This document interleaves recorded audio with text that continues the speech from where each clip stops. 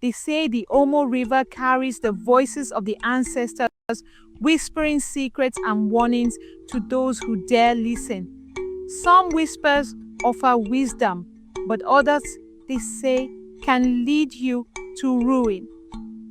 Kala had grown up hearing these stories, but he never believed them until the night he let the river guide him. In the heart of Ethiopia's Omo Valley, the Karo people lived their lives steeped in tradition. Their bodies were adorned with intricate white paint and scarifications that told stories of bravery, loss, and resilience. Kala was one of them, a skilled hunter known for his strength and speed, but his heart was heavy with a longing he could not shake. Nyala, the village beauty, was his everything. Her dark skin shimmered with the sheen of river water, and her laugh was as soft as the wind rustling through the reeds. Yet Nyala was promised to another. Temun, the chief's son, a man of wealth and influence Kala could never hope to match. As Nyala's wedding day approached, Kala's jealousy festered into desperation. He couldn't imagine a life without her, and in his anguish, he turned to the only force more powerful than the chief, the spirits of the river. One moonless night, he made his way to the river bank, his body painted in ash and ochre as a hunter seeking his most elusive prey. Kneeling by the water, he whispered his plea. "I will give anything," Kala murmured. "Make her mine." At first, the river was silent, its surface smooth and still. Then, as if stirred by unseen hands, the water began to ripple. A mist rose, cold and thick, wrapping around Kala like a shroud. A voice emerged from the depths, soft yet brimming with power. "To take from the river is to owe the river. Claim her if you dare, but know this, what is stolen must always return." As the mist swirled, it began to take shape. A figure emerged, a woman with hollow eyes and a body that glimmered like liquid silver. She spoke of a forbidden ritual, abandoned generations ago. If Kala wished to claim Nyala, he would need to perform the bride's dance of the shadows. Under the cover of night, he must steal her from her hut and lead her to the river before dawn. If he succeeded, she would be bound to him forever. But if he failed, both their lives would belong to the river. Blinded by love and desperation, Kala agreed. The village was silent as Kala crept toward Nyala's hut, its walls adorned with red clay patterns. Inside, she lay sleeping on a bed of woven reeds, her face serene in the faint glow of the dying fire. For a moment, Kala hesitated. She looked so peaceful, so untouched by the chaos consuming him. But the river's whispers filled his ears, urging him forward. Wrapping her in a goatskin blanket, he lifted her into his arms and carried her into the night. Nyala stirred as they reached the riverbank, her eyes fluttering open.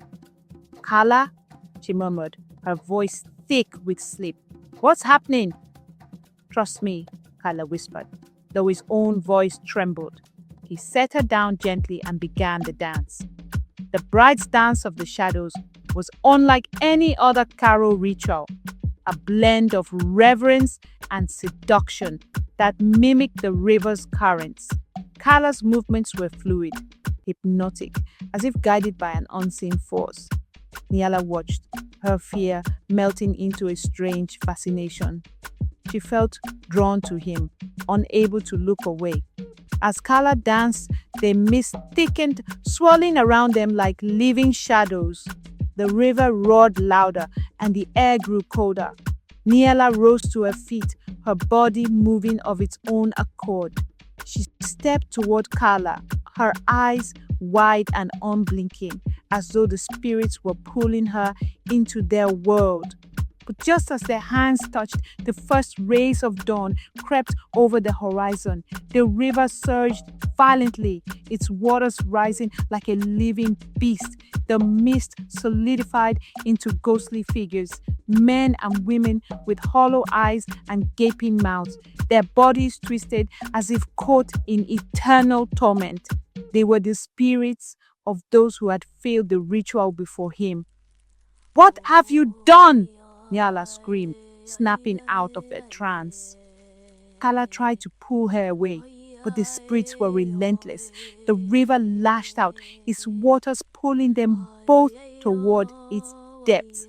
Kala fought with all his strength, but the spirits were stronger.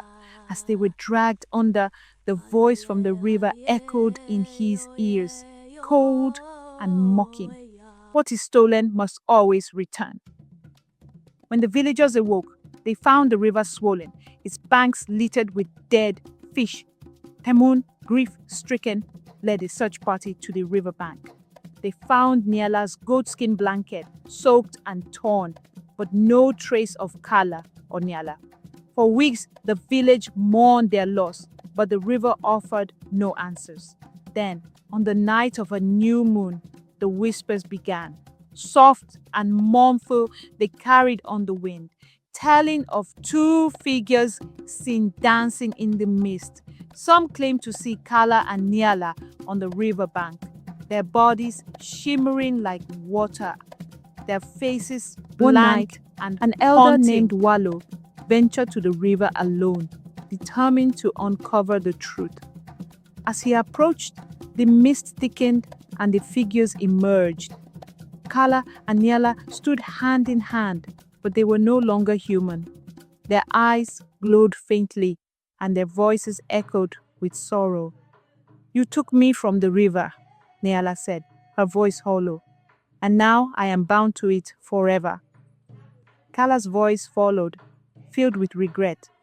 "What is stolen must always return." The elder fled, his heart pounding, and warned the village never to speak of Kala and Nyala again. But their story lived on, whispered among the young and the curious. Some, drawn by the tale, ventured to the riverbank on moonless nights, hoping to catch a glimpse of the cursed lovers. Few returned, and those who did spoke of haunting visions, two figures dancing in the mist, their movements graceful and terrible, as if caught between life and death and death. The river, once a source of life, became a place of fear. The villagers avoided it, but they could not escape its wrath. Crops failed, livestock disappeared, and the whispers grew louder.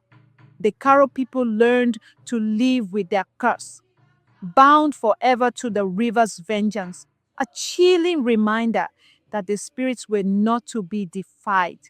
And so the Omo River carried its whispers, a warning to those who dared listen. Some desires are too dangerous to pursue, for the price may be more than one life can bear.